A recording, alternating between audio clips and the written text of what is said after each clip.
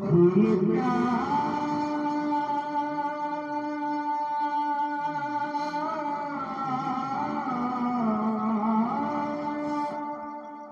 پھول کیا دیکھوں میری نظروں میں دشت طیبہ کے خار پھرتے ہیں دشت طیبہ کے خار پھرتے ہیں وہ سویلا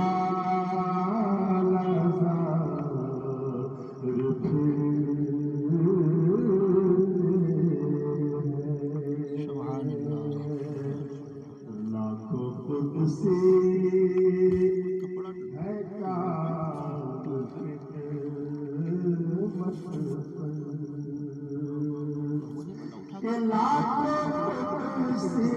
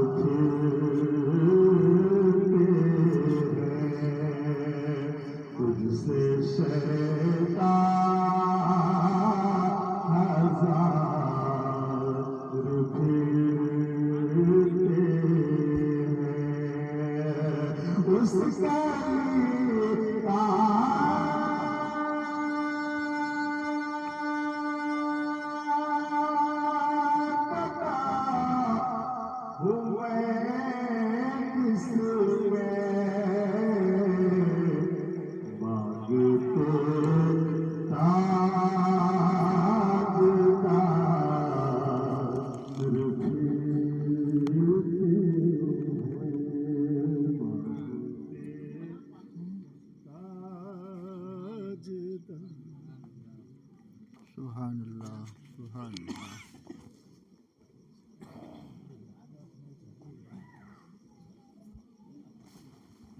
اسے گھمائی تھوڑا ساؤنڈ آواز نہیں مل رہی.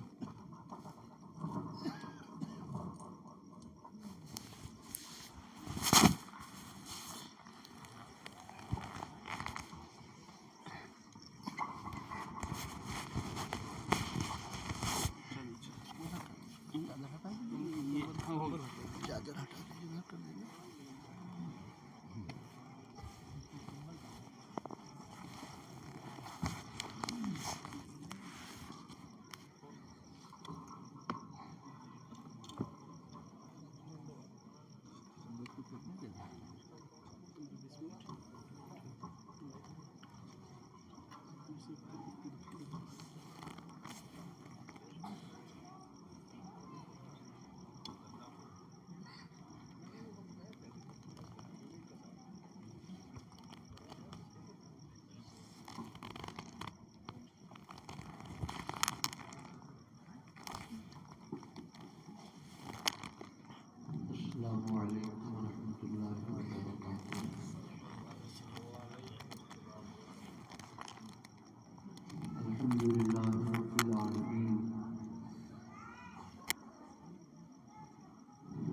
والصلاة والسلام على سيد الأنبياء والمرسلين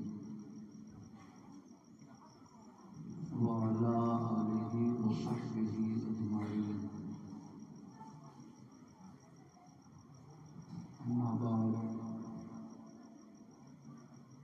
فأعوذ بالله من الشيطان الرجيم. بسم الله الرحمن الرحيم. فاسألوا أهل الذكر إن كنتم لا تعلمون.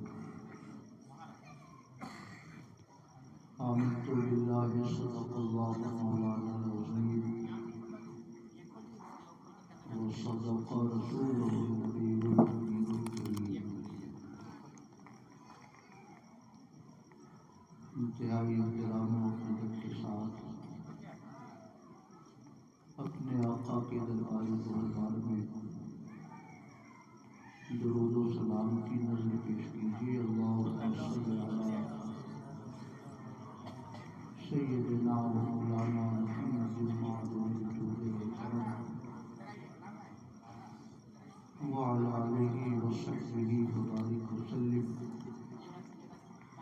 صلاۃ و سلام علیک یا رسول اللہ. رفیقان گرامی، یہ ہمارے اور آپ کے لیے خوش نصیبی اور سعادت مندی کی چیز ہے کہ آج ختم بخاری شریف کی بابرکت تقریب میں ہم سب کو حاضری کا موقع میسر ہوا ہے. چند منٹوں کے بعد استاذ العلماء حضور نصیر ملت مدظر العالی کی تشریف آوری ہونے والی ہے اور ان کی زبان فیض ترجمان سے ہم سب لوگ بخاری شریف کی آخری حدیث کا درس سماعت کریں گے.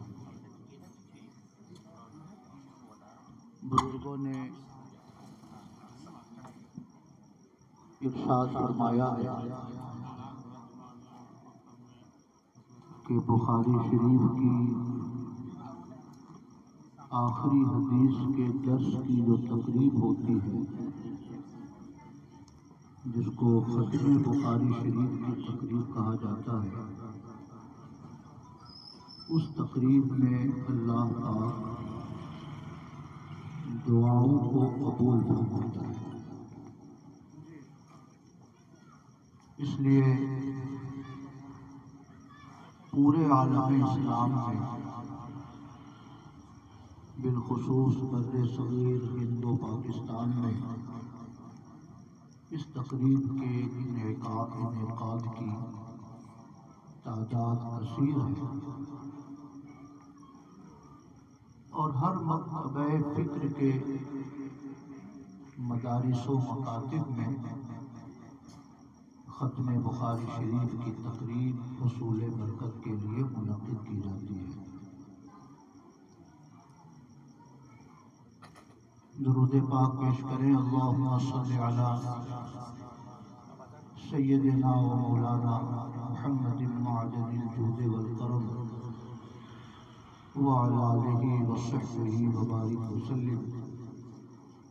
صلاۃ و سلام علیک یا رسول اللہ.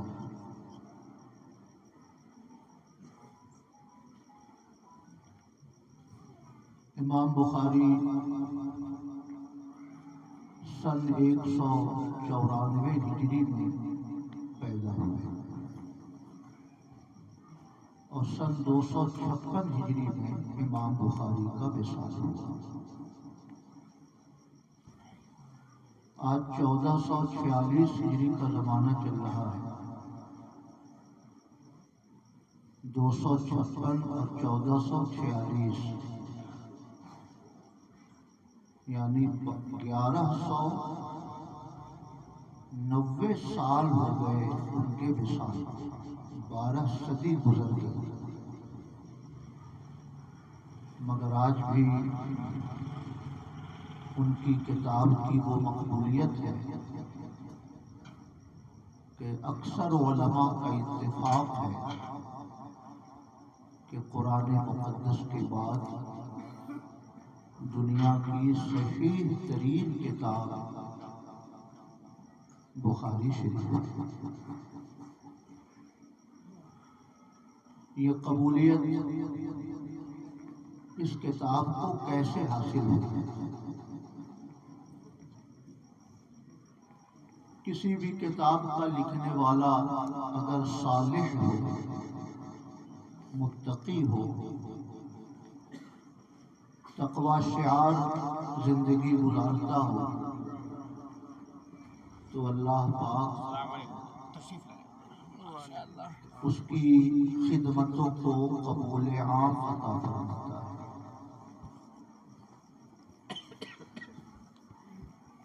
کسی بھی مصنف کا روحانی مقام و مرتبہ جتنا بلند ہوگا، ان کی تصنیفات کو اللہ پاک اسی قدر قبولیت عطا فرماتا ہے۔ امام بخاری رضی اللہ تعالی عنہ کے بارے میں آپ سماعت کر چکے کہ بچپن میں نابینا تھا۔ ان کی والدہ اکثر دعا کیا کرتی تھی کہ مولا میرے بیٹے کو بینائی عطا فرما دے۔ حضرت ابراہیم علیہ السلام خواب میں تشریف لائے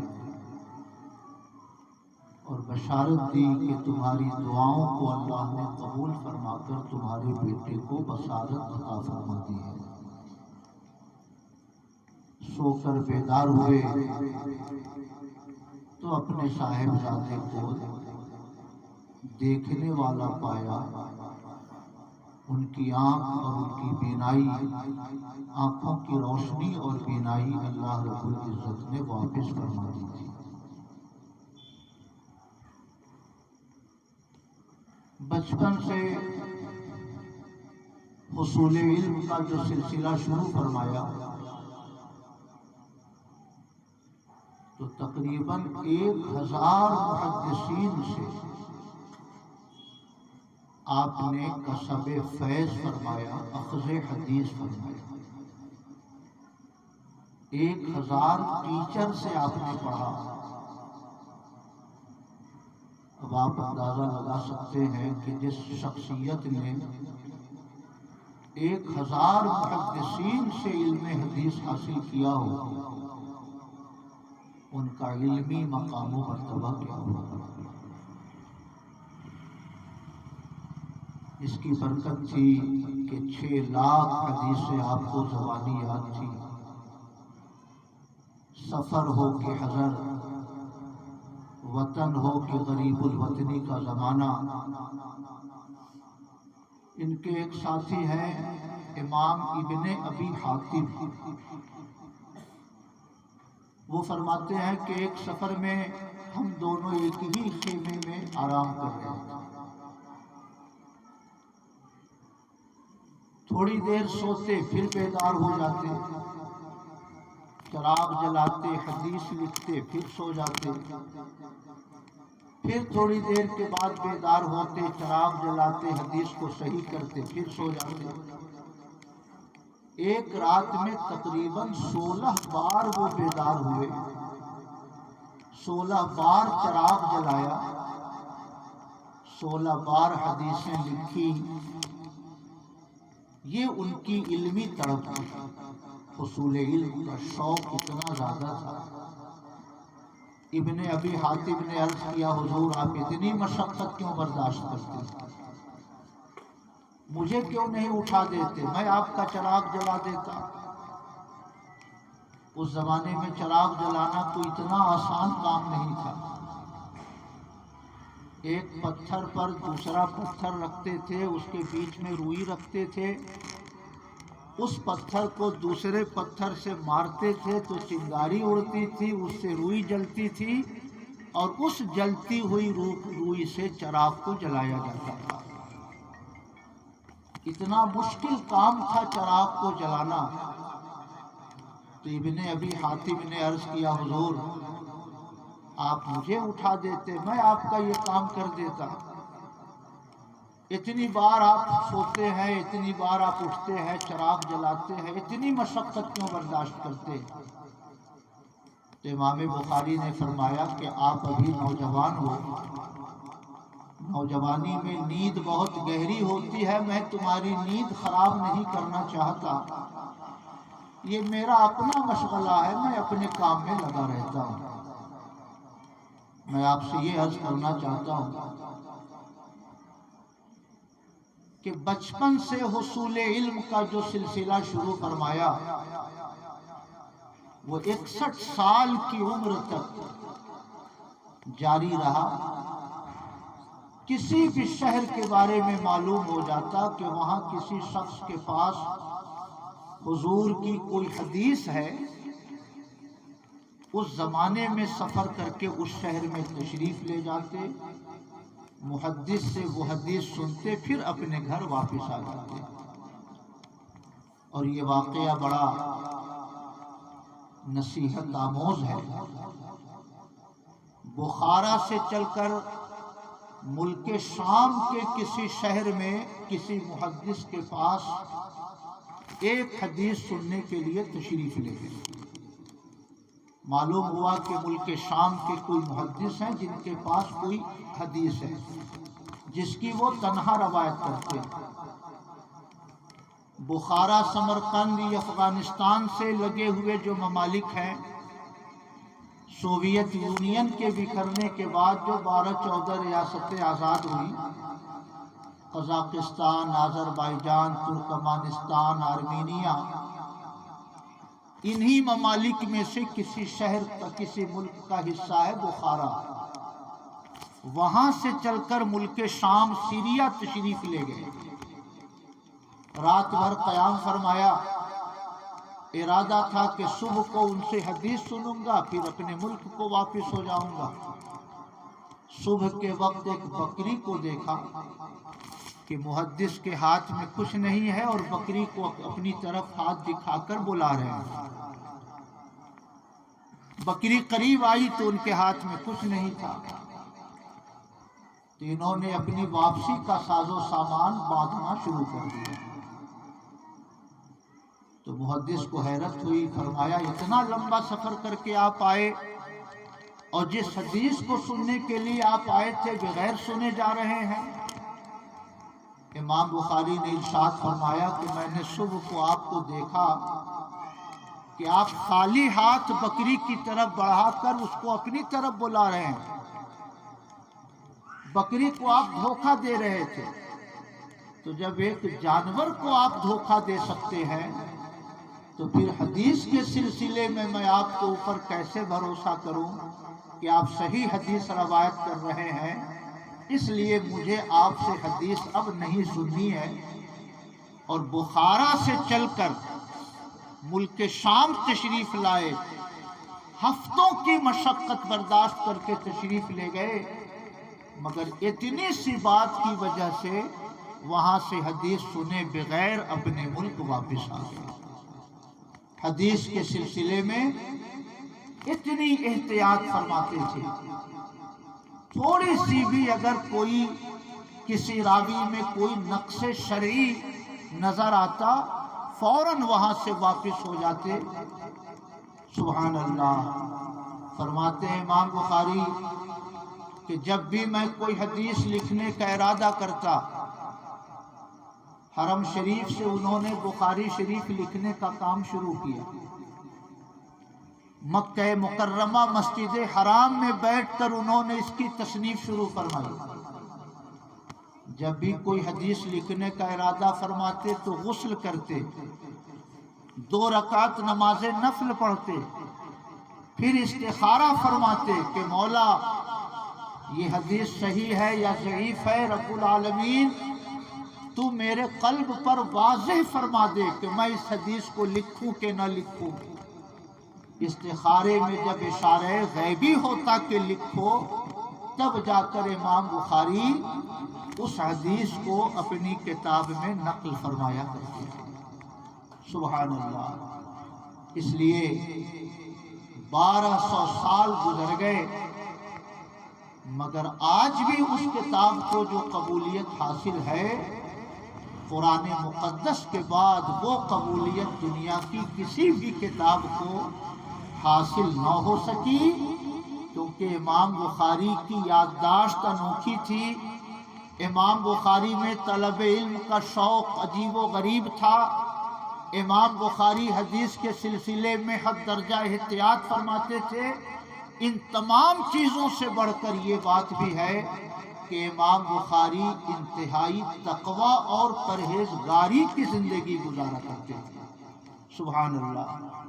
میرے بھائیوں، رمضان مقدس میں 1/3 قرآن تراویح میں پڑھا کرتے تھے، یعنی 10 پارے قرآن تراویح میں پڑھا کرتے تھے۔ 3 دنوں میں 1 ختم قرآن تراویح میں پڑھتے تھے، اور رمضان کے دنوں میں دن بھر میں 1 ختم قرآن پڑھ لیا کرتے تھے۔ سبحان اللہ۔ آپ ذرا اندازہ لگائیں۔ اور سب سے انوکھی بات جو میں نے الطبقات الکبریٰ میں پڑھی، امام عبد الوہاب شعرانی نے نقل فرمایا ہے۔ امام بخاری نے فرمایا کہ مجھے اللہ تعالیٰ کے کرم سے امید ہے کہ مجھے غیبت کے لیے وہ مجھ سے مواخذہ نہیں فرمائے گا۔ جب سے مجھے یہ معلوم ہوا کہ غیبت حرام ہے، تب سے میں نے آج تک کسی بھی انسان کی غیبت نہیں کی ہے۔ مجھے امید ہے کہ اللہ پاک قیامت کے دن کسی انسان کی غیبت کے جرم میں میرا مواخذہ نہیں فرمائے گا۔ سمجھ رہے ہیں میرے بھائیوں؟ یہ آپ نے بہت ہلکے انداز میں سنا، مگر یہ انتہائی مشکل چیز ہے۔ ایک بزرگ ہیں امام یونس ابن عبید، وہ ارشاد فرماتے ہیں کہ کسی بھی آدمی کی پرہیزگاری کو دیکھنا ہو تو اس کی 2 چیزوں کو دیکھو، اس کی نماز کی حالت کیسی ہے اور اس کی زبان کی حالت کیسی ہے۔ اس کی نماز کو دیکھو اور اس کی زبان کو دیکھو۔ اگر نماز اور زبان یہ 2 چیزیں اس کی درست ہیں تو تم یقین رکھو کہ اس کی شان اللہ نے بلند فرمائی ہے۔ سبحان اللہ۔ اتنا بڑا مجمع ہے، اس میں سے شاید کوئی انسان ہو جس کو کسی دوسرے نے تھپڑ سے مارا ہو، شاید کوئی انسان ہو جس کو کسی نے کسی کا گھر گرایا ہو، شاید کوئی انسان ہو جس کو کسی نے اس کا پیسہ لے کے دبا لیا ہو۔ ہاتھ کا جرم، پاؤں کا جرم، کسی کا گھر دبانا، کسی کی زمین دبانا، یہ جرم بہت کم ہوتا ہے، مگر غیبت وہ جرم ہے کہ منٹوں میں 10 اور 20 بار ہم اور آپ اس جرم کا ارتکاب کرتے ہیں۔ شاید کوئی مجلس ہو جو غیبت سے خالی رہتی ہے، 2 لوگ بیٹھے ہیں، فلاں صاحب ایسے ہیں، فلاں صاحب ایسے ہیں، فلاں نے ایسا کیا، فلاں نے ایسا کیا، یعنی پوری گفتگو کا 90% حصہ ایک دوسرے کی غیبت پر مشتمل ہوتا ہے۔ اور اگر ایک دوسرے کی شکایت نہ کریں تو سب چپ چاپ بیٹھے رہیں گے۔ سمجھ رہے؟ کیونکہ بولنے کے لیے کچھ بچے گا نہیں۔ جب تک ہم ایک دوسرے کے بارے میں کچھ تبصرہ نہ کریں، کچھ شکایت نہ کریں، کچھ کمی بیشی نہ بتائیں، اس وقت تک ہماری مجلس ادھوری رہتی ہے۔ امام بخاری فرماتے ہیں کہ جب سے میں نے جانا کہ غیبت کرنا حرام ہے، میں نے کسی بھی انسان کی غیبت نہیں کی، اور مجھے اللہ کے کرم سے توقع ہے کہ غیبت کے جرم میں وہ میرا مواخذہ نہیں فرمائے گا۔ سبحان اللہ، جس کی زبان اتنی محفوظ ہو، جس کی شب و روز اتنے منور ہو، جو 30 دن رمضان میں 30 ختم قرآن پاک پڑھتے ہوں، جو تراویح کی نماز میں 3 دنوں میں پورا قرآن پڑھ لیتے ہوں، جو ایک حدیث نقل کرنے سے پہلے 2 رکعت نماز نفل پڑھتے ہوں، استخارہ کرتے ہوں، اللہ پاک ایسے بندے کی شان کیسی بلند فرماتا ہے۔ دنیا کا شاید کوئی ایسا حصہ ہو جہاں بخاری شریف نہ پڑھی جاتی ہو، اور بخاری شریف پڑھے بغیر کسی بھی طالب علم کا علم حدیث کبھی مکمل ہو ہی نہیں سکتا۔ سبحان اللہ۔ اس لیے میرے بھائیو، آپ اس کو بہت معمولی بات نہ سمجھیں کہ پوری زندگی میں کبھی غیبت نہیں کی۔ میں نے یہ جملہ حضور صدر الشریعہ کے بارے میں سنا۔ حضور حافظ ملت نے ارشاد فرمایا کہ میں نے حضور صدر الشریعہ کی مجلس میں کبھی کسی انسان کی غیبت ہوتے ہوئے نہیں دیکھا۔ ماضی قریب میں حضور صدر الشریعہ کے بارے میں نے یہ جملہ پڑھا، اور ماضی بعید میں امام بخاری کے سلسلے میں یہ ارشاد میں نے الطبقات الکبریٰ میں پڑھا کہ ما اغتبت احدا منذ علمت ان الغیبت حرام۔ جب سے مجھے پتا چلا ہے کہ پیٹھ پیچھے کسی کی شکایت کرنا حرام ہے، تب سے میں نے آج تک کسی انسان کی غیبت نہیں کی۔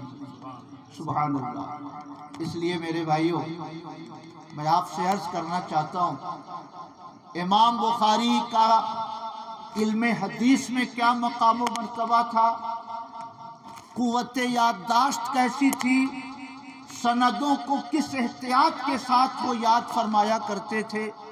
آپ نے ابھی حضرت علامہ مولانا نذیر القادری صاحب سے سنا کہ اللہ پاک نے ایسی یادداشت عطا فرمائی تھی کہ جب یہ بغداد شریف تشریف لے گئے تو شہر کے اکثر علماء جمع ہو گئے تاکہ ان کا امتحان لیں کہ ان کی یادداشت کیسی ہے۔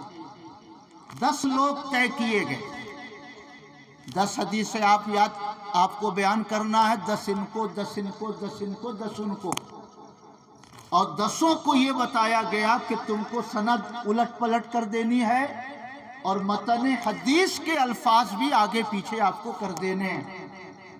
امام بخاری جب درس حدیث سے فارغ ہوئے تو نمبر وار 10 کھڑے ہوئے، کہا حضور میں نے ایک حدیث سنی ہے، آپ بیان فرمائیں یہ حدیث کس سے منقول ہے، اس کی سند کیسی ہے۔ انہوں نے 10 حدیثیں سنائی۔ وہ جب بیٹھ گئے، دوسرے نے 10 حدیثیں الٹ پلٹ کر کے سنائی۔ وہ بیٹھ گئے، تیسرے نے 10 حدیثیں سنائی۔ جب 100 حدیثیں 10 لوگ بیان کر چکے، اب امام بخاری جواب کے لیے کھڑے ہوئے۔ فرمایا آپ نے فلاں حدیث ایسے ایسے پڑھی، اس سند کے ساتھ پڑھی، ایسی حدیث میں نے نہیں سنی، وہ حدیث اس سند کے ساتھ ہے اور اس کے الفاظ یہ ہیں۔ آپ نے دوسری حدیث کی سند یوں بیان کی، یہ غلط ہے، اس کی سند یوں ہے اور اس کے الفاظ یہ ہیں۔ 100 لوگوں کی سندوں کو ترتیب وار بیان کیا، متن حدیث کے الفاظ کو ترتیب وار بیان فرمایا۔ تمام علماء بغداد حیرت زدہ رہ گئے کہ اللہ پاک نے اس نوجوان کو کیسی یادداشت عطا فرمائی۔ سبحان اللہ۔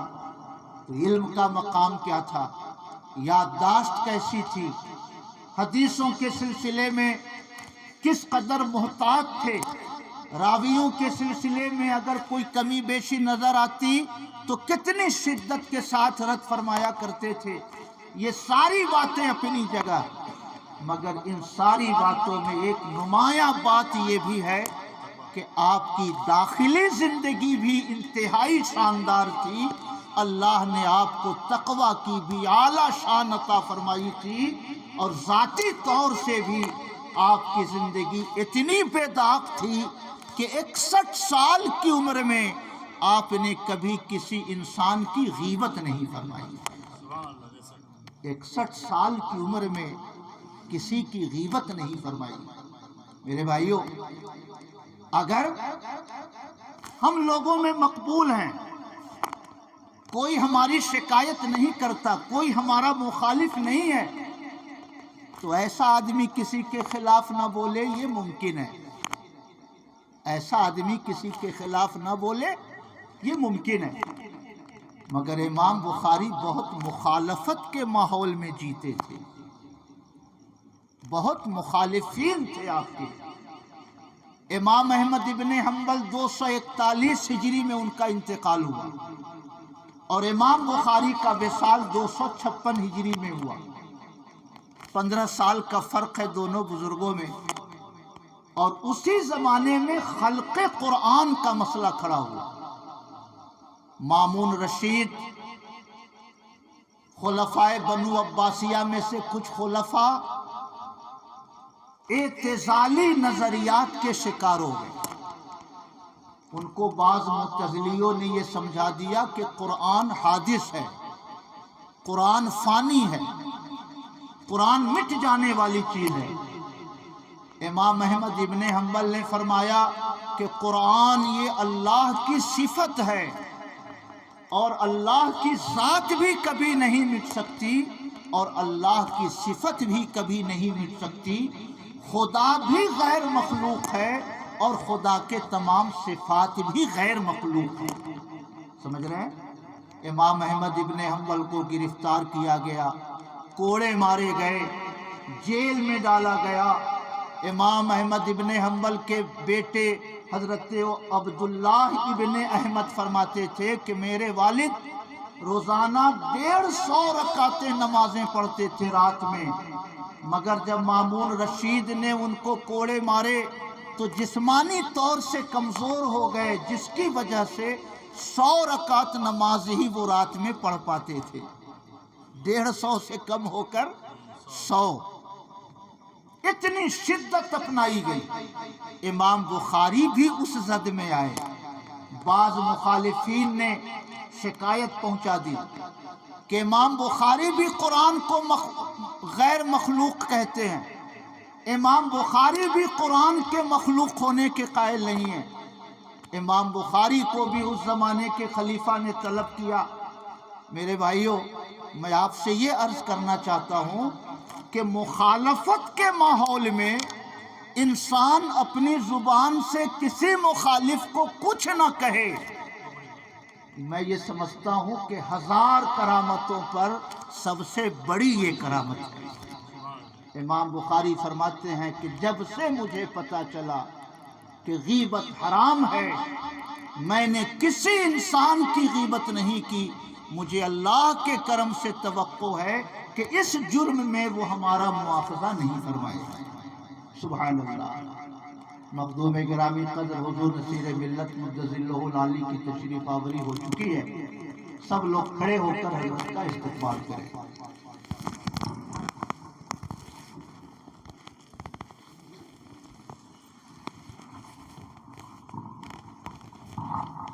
نعرہ تکبیر، نعرہ رسالت، فیضان حضور حافظ ملت، حضور نصیر ملت. نعرہ تکبیر، نعرہ رسالت.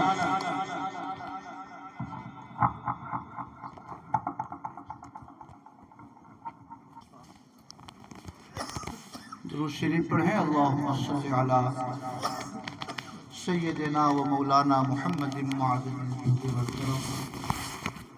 وعلى آلہ وصحبہ وبارک وسلم. صلاۃ و سلام علیک یا رسول اللہ.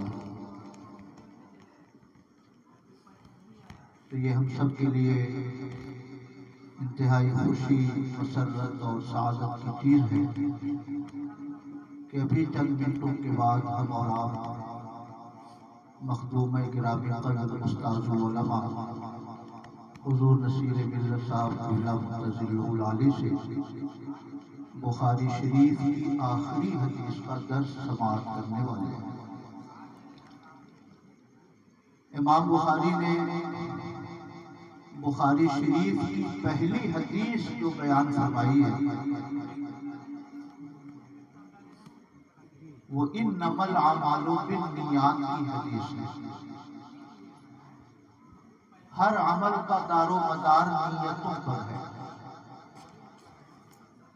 یہ بخاری شریف کی پہلی حدیث ہے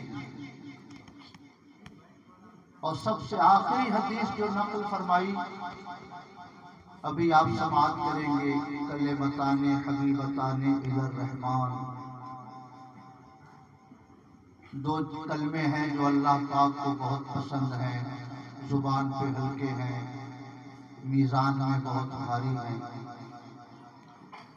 تو کتاب کا آغاز انما الاعمال بالنیات کی حدیث سے فرمایا۔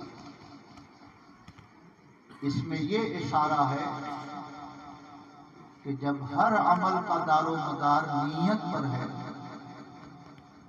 تو طلب علم میں بھی سب سے پہلے اصلاح نیت چاہیے۔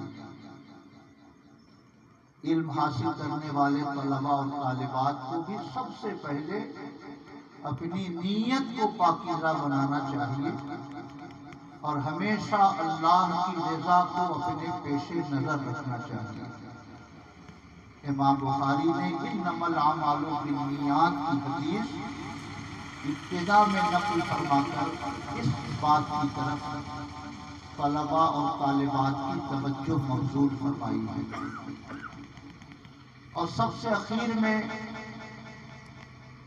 سبحان اللہ و بحمدہ سبحان اللہ العظیم کی حدیث بیان فرمائی۔ یہ اشارہ تھا کہ حسن نیت کے ساتھ علم حاصل کرو اور علم کے ساتھ ساتھ عمل کی روشنی کو بھی اپنی زندگی میں پیدا کرو، تو کہ علم عمل کے بغیر ادھورا ہے۔ ایک عالم اپنے علم کے ساتھ کی تمام برکتیں اسی وقت پا سکتا ہے جب اس کی زندگی میں عمل خیر کی روشنی ہو۔ اس لیے کلیت البنات القادریہ سے فارغ ہونے والی تمام طالبات سے میری یہ گزارش ہے کہ اپنے ہر عمل میں حسن نیت کو پیش نظر رکھیں۔ آپ یہاں سے فارغ ہو کر جائیں تو اپنے محلے کی عورتوں کو جو قرآن نہیں پڑھنا جانتی انہیں قرآن پڑھنا سکھائیے، جنہیں نماز کا طریقہ نہیں معلوم انہیں نماز کا طریقہ سکھلائیے، جنہیں پاکی اور ناپاکی کے مسائل کی خبر نہیں ہے انہیں پاکی اور ناپاکی کے مسائل سکھائیے۔ حضور نصیر ملت مدظلہ العالی نے کلیت البنات کی شکل میں علم کی یہ انجمن اسی لیے سجائی ہے کہ یہ روشنی طالبات کے ذریعے دنیا کے ہر خطے تک پہنچے، ملک کے ہر گوشے تک پہنچے۔ اس لیے آپ ادارے کے مقاصد کو اسی وقت مکمل کر سکتی ہیں جب آپ علم کی روشنی لے جا کر اپنے علاقے کی تاریکیوں کو علم کی روشنی سے مٹانے کی کوشش کریں۔ اور ساتھ ہی ساتھ آخری حدیث میں یہ پیغام ہے کہ زندگی کے کسی بھی مرحلے میں رہیں مگر آپ کی زندگی میں عمل خیر کا نور شامل رہنا چاہیے، آپ کی زندگی میں اللہ کے ذکر کی برکتیں شامل رہنی چاہیے۔ امام بخاری نے آغاز فرمایا نیت کی حدیث سے اور اختتام فرمایا حسن عمل کی حدیث پر۔ یہی دو پیغام امام بخاری دینا چاہتے ہیں۔ میں چلتے چلتے پھر ایک بات عرض کر دوں کہ بزرگوں نے فرمایا ہے کہ ختم بخاری شریف کی تقریب میں دعائیں قبول ہوتی ہیں۔ آپ سب بھی اخلاص کے ساتھ استحضار قلب کے ساتھ یہاں تشریف رکھیں اور آخری حدیث کے درس کے بعد حضور نصیر ملت مدظلہ العالی دعا فرمائیں گے۔ آپ حضرات بھی اپنی دینی اور دنیاوی حاجتوں کے لیے دعا کریں اور امید رکھیں کہ اللہ پاک اپنے کرم سے ہم سب کی دعاؤں کو قبول فرمائے گا۔ وما علینا الا البلاغ۔ السلام علیکم ورحمۃ اللہ وبرکاتہ۔